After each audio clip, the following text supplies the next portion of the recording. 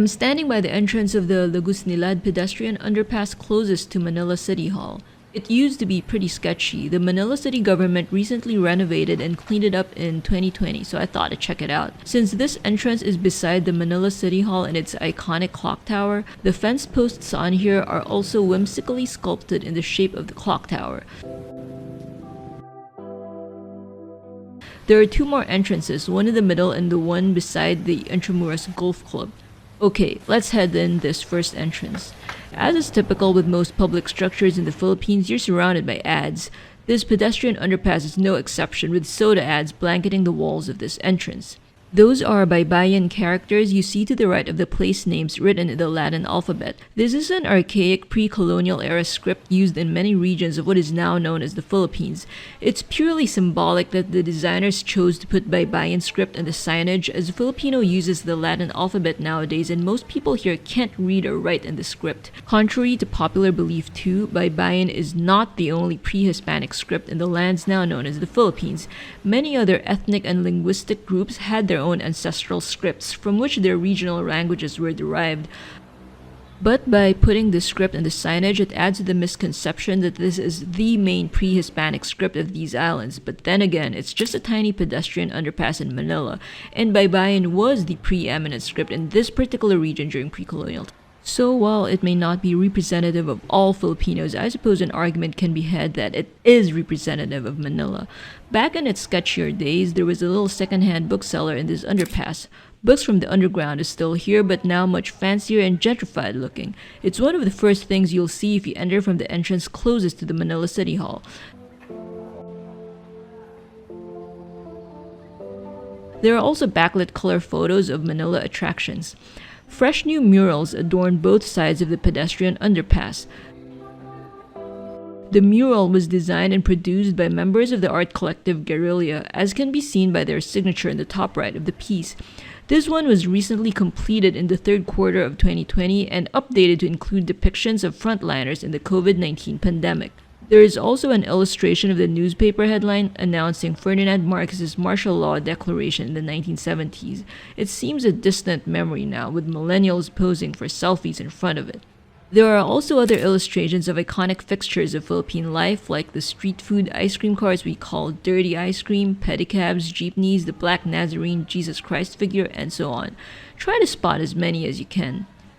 To the right of the city government seal are more illustrations of historical events. Some are pre-colonial battle scenes, while others depict scenes from the various rebellions for liberation. On the upper right is the signature of the art collective Guerrilla, who created this mural. This is a panoramic still image I took of the mural. There are COVID-19 frontliners on the left, the Philippine flag and iconic Manila City Hall clock tower on the left. To their right is Jesus with a crucifix depicted as the Black Nazarene. There are a large number of Black Nazarene devotees in the country, and there are yearly processions in its honor. Below it is a street food ice cream cart colloquially known as Dirty Ice Cream, a pedicab that's a non-motorized, manually pedaled bicycle with a cabin, and above it a kalesa, a horse-drawn carriage used for public transportation, still in active use in Chinatown. Malacanang, the presidential palace, sits up top, the head of the Jesus Christ figure, and below it is a light rail train. Below that is a jeepney, and to its right is the aforementioned martial law declaration of Ferdinand Marcos splashed on a newspaper. Below that are depictions of protesters of martial law. To the right of that are scenes from various movements and revolutions against Spanish rule. Then the city government seal. On the right of the city government seal are scenes featuring traditional Tagalog life and culture with people in traditional dress. More battle scenes to the right from various points in history, as I mentioned earlier.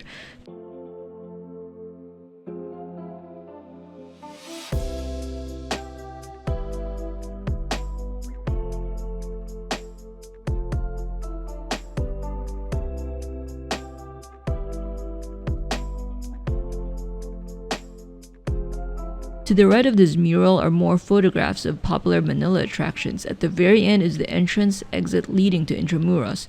But before we leave, there's a second, more monochromatic mural across the previous piece by Guerrilla. This one is a bit shorter. It's on the same side as the books from Underground. It features scenes of farmers, laborers, grocers, and other people working in the agricultural sector, one of the pillars of the Philippine economy.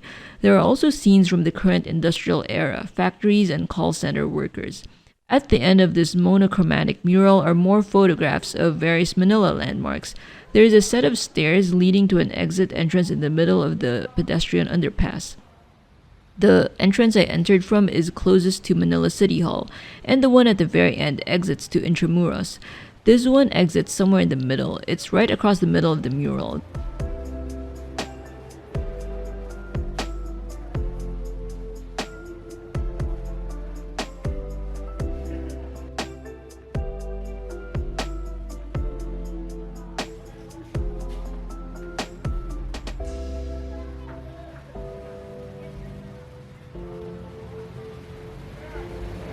There are jeepneys waiting for passengers at the top side, more ads on the sides of the stairs.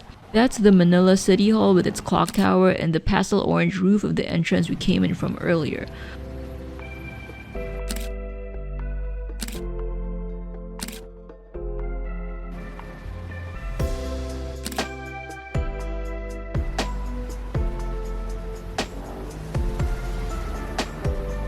On the other side are the greens of the Intramuros golf course. There is a third exit there.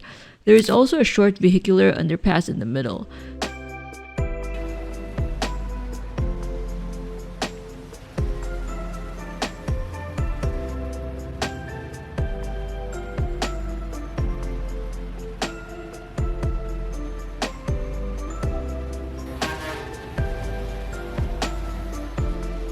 So this is the second entrance exit. I'm heading back inside.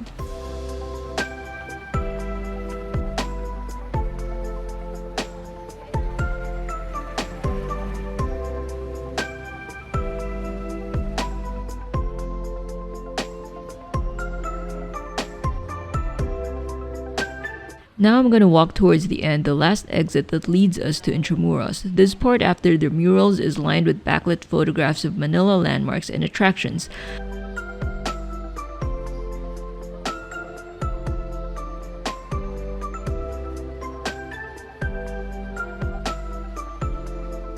The signage is yet again in a mix of Latin alphabet and Baybayin, archaic pre-colonial era script. There is a guy on a desk manning both ends. Here's a photo of the Cartilla ng Katipunan, a Manila landmark commemorating one of the various movements against Spanish rule. Check out the description below for the link to the vlog I made last month in this landmark.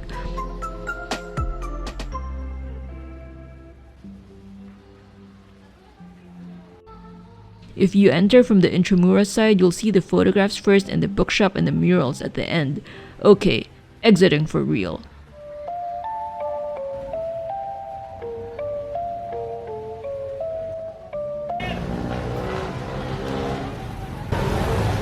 There are two stray dogs chilling outside.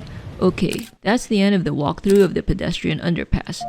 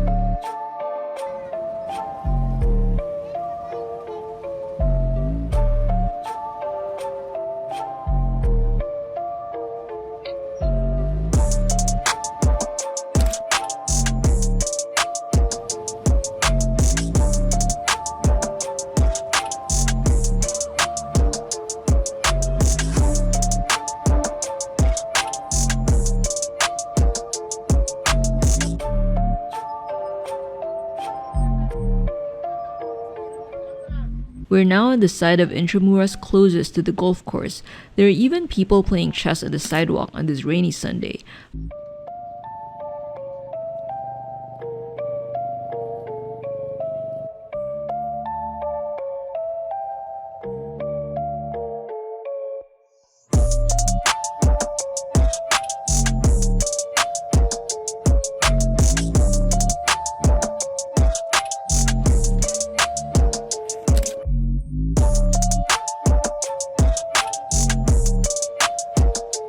I went to Intramuros to try out this cafe in the Bayleaf Hotel. Supposed to be good, but it was closed.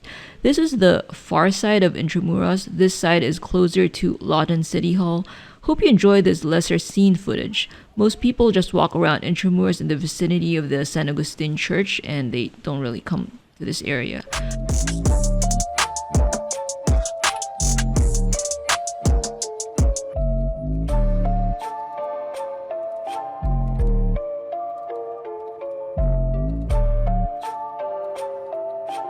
Hope you enjoyed this video.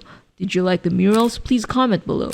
Please thumb it up if you enjoyed and subscribe to be updated when I upload again. See you next video.